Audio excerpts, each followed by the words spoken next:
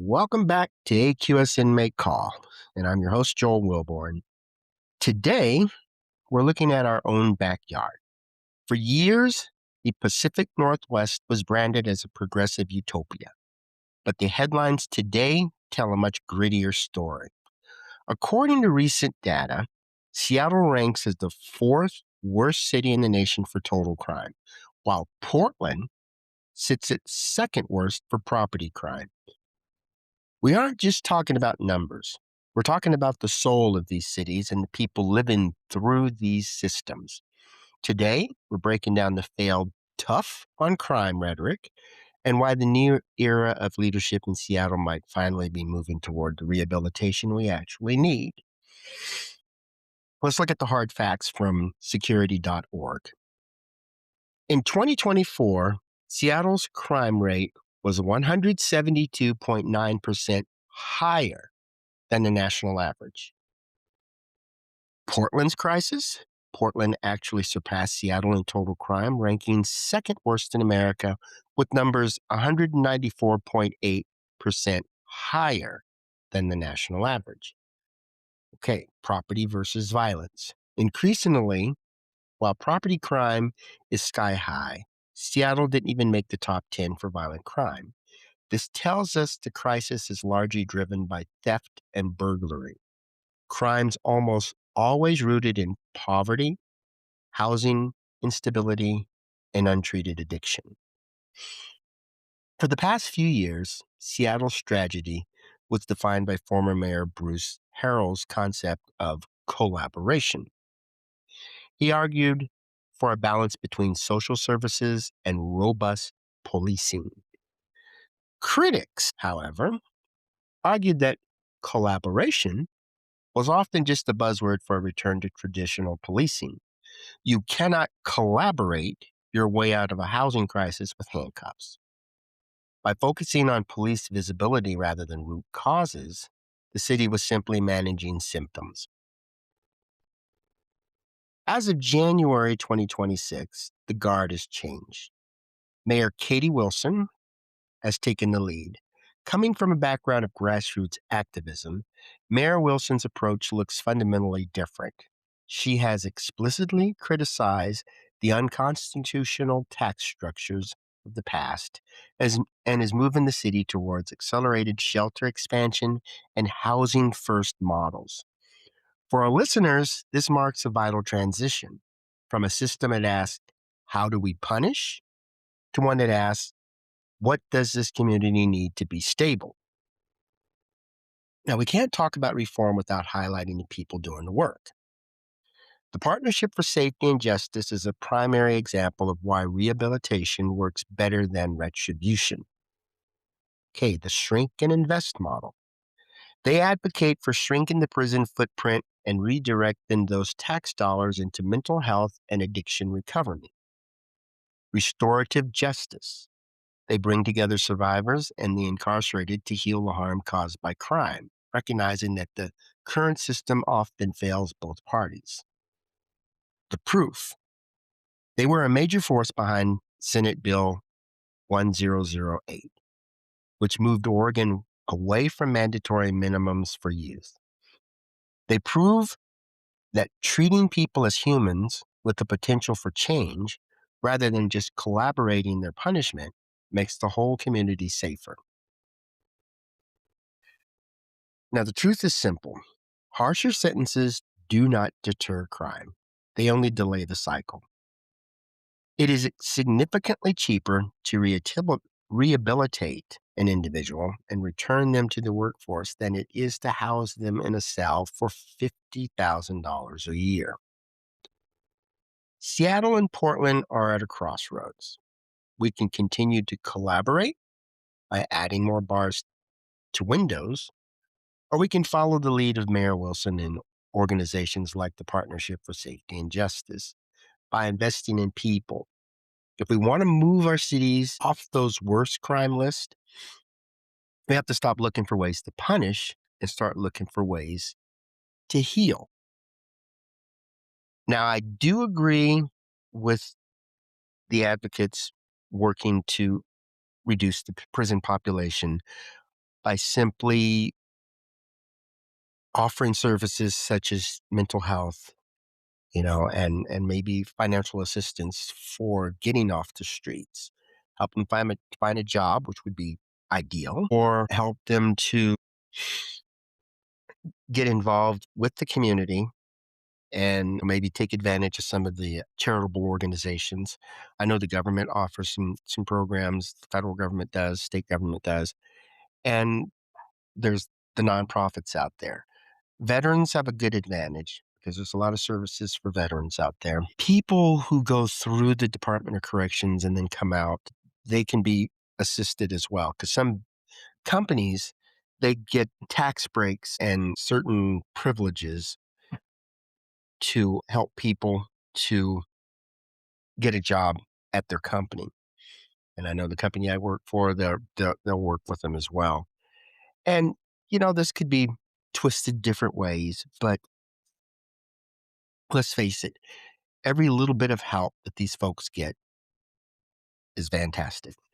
Now, personally, I've worked with a few individuals one on one, and with the exception of a few, these people got out and they're thriving. And they're not thriving because the correctional center or the prison or the jail changed them or scared them.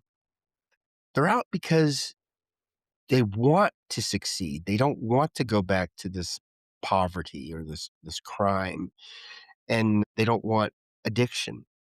They want to get out and they want to make something of their life. And that's a goal for that many of us have.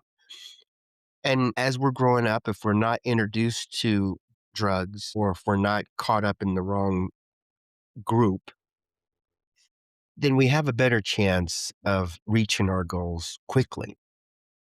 But for some of these people, they get caught up into some bad situations. A woman could marry a man who's working and providing for her, and she could have some children, and then he could go and decide he wants somebody else and divorce her and leave her with very little. Then she has to go from being a stay-at-home mom to a working mom, and maybe she'll find somebody else who could take care of her. Maybe she won't, but she's faced with that reality. And if she doesn't get on the right path, there's a possibility she could wind up in a life of crime as well and maybe lose her children or wind up in prison. And that's not what we're looking for. People that go through a divorce should have services available to them. And I like the way we do that because I'm not really into socialism because Mayor Katie Wilson, she's a big socialist and she really wants the government to do a lot. I don't think we need to be asking what our government can do for us, but what we can do for our government. And we can help our government to fund programs to reduce crime. Now, current mayor of Seattle, she's on the right path, but she's really digging funds out of some place that shouldn't be. As a matter of fact, the whole state of Washington, they want to tax people who make $1 million and more, or over $1 million, I should say. And that's not fair to us in the general community because we're relying on these folks to support programs that may or may not work. And eventually, we're going to need more money because people might not like being taxed and move out. And when you have that much money, you can move to any state. And in the state of Washington, Idaho doesn't have this millionaire's tax, and they're not really into heavily taxing folks. So maybe they'll go to Idaho or maybe they'll go to Florida.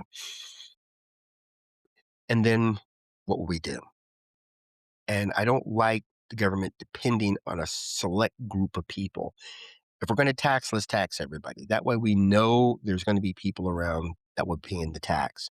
But you just tax millionaires, there's a possibility all the people who make $1 million and more will move out. So they need to think about that kind of stuff. The community understanding that programs, very simple programs, can reduce this crime rate, I think they'll be more inclined to support a service like that. And that's what AQS Inmate Call does. I want to show you what's going on in within the system and where your tax-paying money is going. And I also want to show you what happens when the people get out. If you go to my YouTube channel and look up Oxy Words, you can see interviews I have with the people who are incarcerated. And I talked to some people who are out, and I've got others that are planning to talk to me later on. And these folks, you got a goal. You set a goal, you reach that goal, you're moving forward. You're going to become successful. It just goes with the territory. And I work with them on the goal, and I motivate them to the point where they stay on it. And that's important to me. I've got to learn their habits, listen to what they have to say, and then structure a program that will help them easily reach this goal.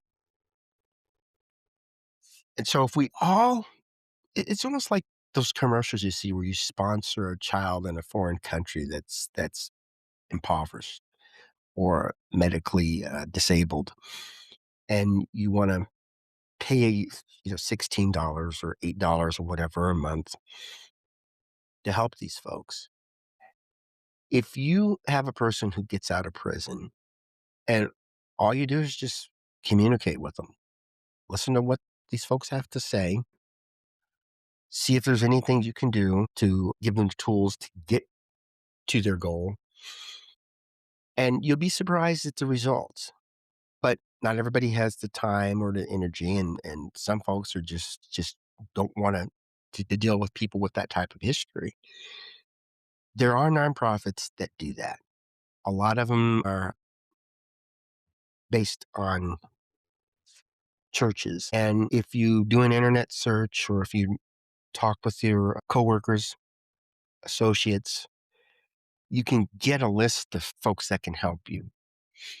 And you might just want to donate some financial contributions to them, or you might just offer maybe to do a welfare check, call them up once in a while, or maybe just listen to them. Something that's easier for you to do. But there is something you can do. I've been doing this for years, and it doesn't take a lot of my time. But when the people climb out of that rut and they buy a house or they get their first car or they walk out of the gates of a prison and they have food and clothes and job interviews, that puts a smile on my face. And I like that feeling. I don't do this for financial gain. I do this to help my community. And when they want to build a new jail or increase the prison um, size, I oppose that.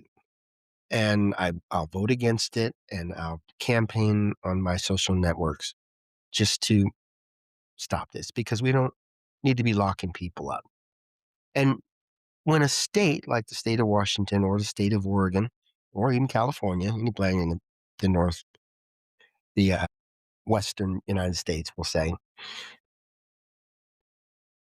if you start reducing their budget, they're going to have to be just like anybody else, even like a simple family.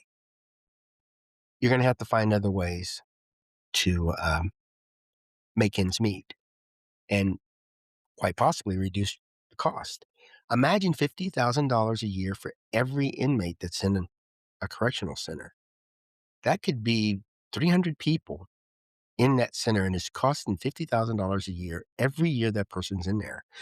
Wouldn't it be easier for that person to make $50,000 a year and pay taxes and offer their services as a mentor or counselor or just as somebody who can provide information or advice? Wouldn't that be a better investment than building a prison that will house 5 times the amount of people? Putting people in a warehouse and expecting them to come out better is a myth. Let's face it. And a person who is impoverished or addicted, they're not going to see all the negative stuff of a prison, especially if they haven't been there before. And even those that have been in prison and get out and recommit, they're not thinking about they're going back to a place that's worse than what they're going through outside. They may see it as 3 square meals, as medical care or structure.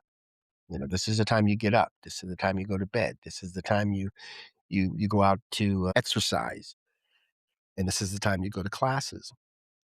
That might be good to them. We need to let folks know that they can make it on their own, that they can survive out here. If you can do it, then you can teach it and you can offer some assistance. And I hope this is enough to motivate you when you see the high crime rates to think, we've been doing this for years and it hasn't worked. What can we do that's different? And there's groups out there that could really use your input. And I'm hoping shows like this and the campaigns that the advocates do can help you to understand that staying on this path is getting us nowhere.